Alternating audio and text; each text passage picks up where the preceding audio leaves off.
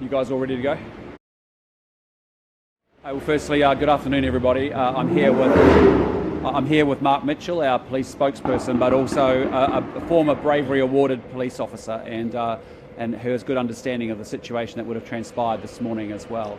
I want to acknowledge that there are two people that went to work this morning and aren't going home tonight, and I want to express on behalf of the National Party our condolences to the families that have actually lost loved ones. I want to also wish a speedy recovery to those that have been injured, and importantly also acknowledge those that will have been traumatised by the events that transpired not that far away from here this morning. What we saw from our police and first responders was some incredibly heroic activity, and I think when all the events of today are pieced together, more and more heroes will emerge from what happened here this morning. I want to acknowledge behind every police officer is a family, as a partner, as parents, our kids, and they will have been watching those events unfold this morning, hoping and praying that their person was safe. And I also want to acknowledge the others that were looking at that site, hoping that their person was also safe as a worker on that site. There are lots of questions that New Zealanders will have, but today is not that day. Today is not a day for politics. It is really a day to remember and to express tremendous gratitude to our police officers, to our ambulance officers, to our hospital staff and members of the public who stepped up and offered help when it was most needed by so many. So we want to thank them for all of their efforts, and we also want to acknowledge that that is New Zealand at its best in a really tough situation.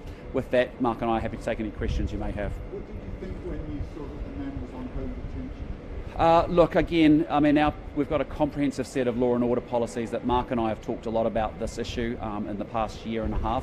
Again, I don't really want to get into that today. There will be a day for us to talk about politics and what happened here and why it happened, but that's not today. Should there be a review, though, of home detention?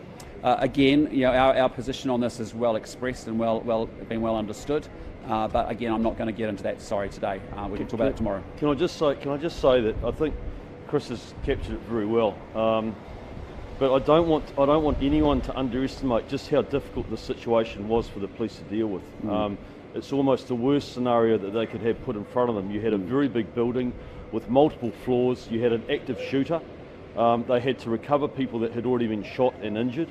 They were conscious of the fact that there was people in there that could have been taken hostage, and there were shots being fired as they arrived on scene. And I want to acknowledge our frontline staff, the ones that put the cordons up and kept the public safe. I want to acknowledge our AOS and our STG members. Yeah.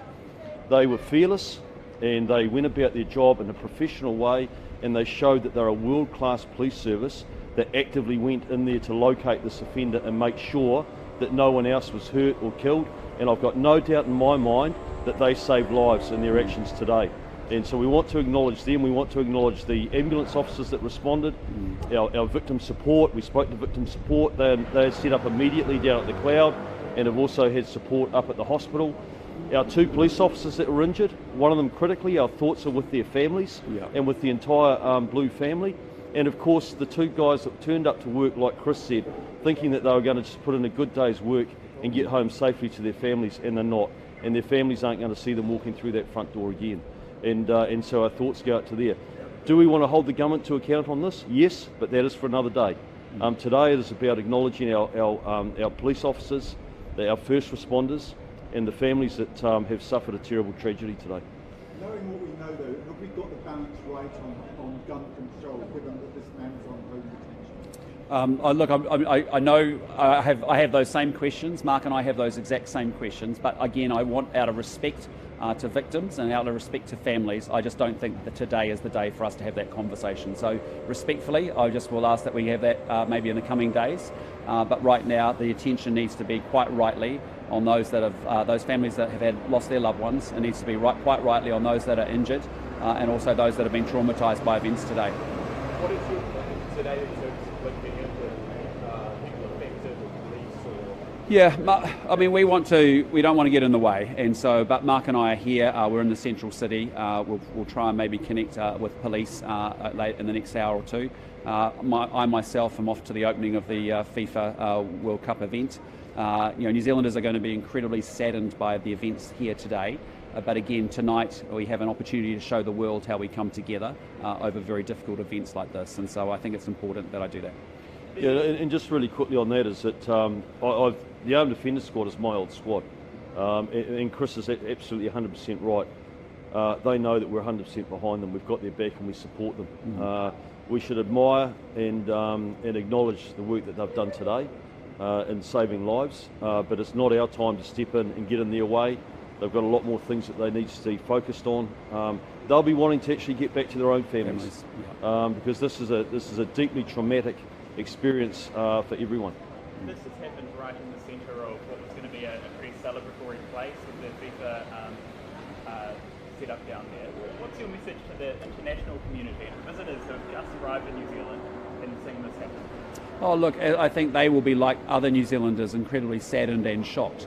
You know, when I woke up when I was moving from Wellington up to Auckland this morning and first got news, and you hear the word active shooter, that is not something that I'm used to hearing in New Zealand.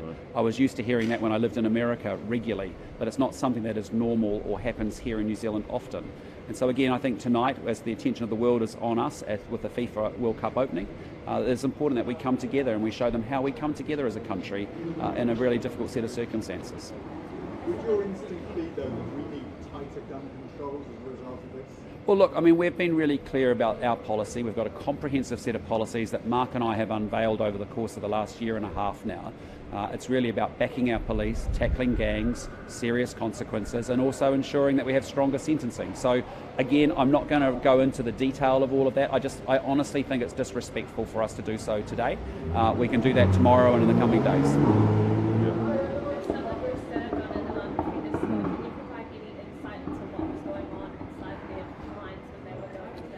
So basically, the basic tenet of the Armed Offenders Squad is to coordinate, contain and appeal and try and resolve armed incidents like that in this manner. It was obvious to them as they were arriving on scene, I'm sure, that they had there was possible victims inside the building.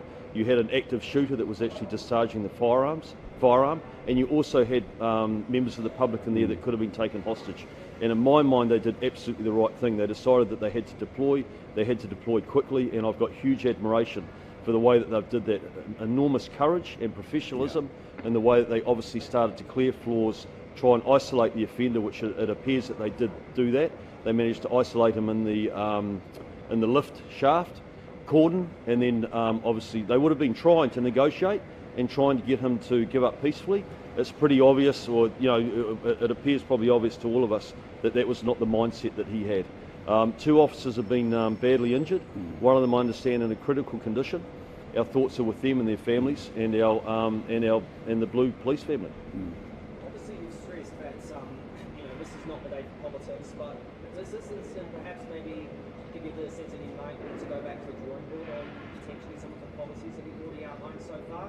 Well, look, I mean, we've been talking about the rising levels of crime and how people are not feeling safe in their own homes, their own businesses and their own communities now for a year and a half. There is no doubt about it when we talk to New Zealanders up and down this country, that is the reality of how they feel, and quite rightfully so. We have seen crime get out of control. We've seen violent crime get out of control. So again, I'm not going to go into the details of policy and what's the right prescription, but we've had a comprehensive set of policies actually to think about actually how we reduce crime now for some time. So it is important that we actually, as I keep saying, pay huge respect to the police officers that were involved, pay huge respect to the families that have lost their loved ones today, but we will talk about this in the coming days, I'm sure. We all have lots of questions about what and why and what transpired here, but unfortunately, that is not the day today. Are you committed to the March 15 gun reforms? Your coalition partner ACT has been very critical of the register and other reforms there. Again, our position's been very clear. The gun registry is up and running. We want to make sure it's efficient and it's working very effectively, and we've been supportive of that. Again, I'm not going to get into the positions of other parties on a day like today, Glenn. Okay, we're all good. Thank you guys, appreciate your time. Take care.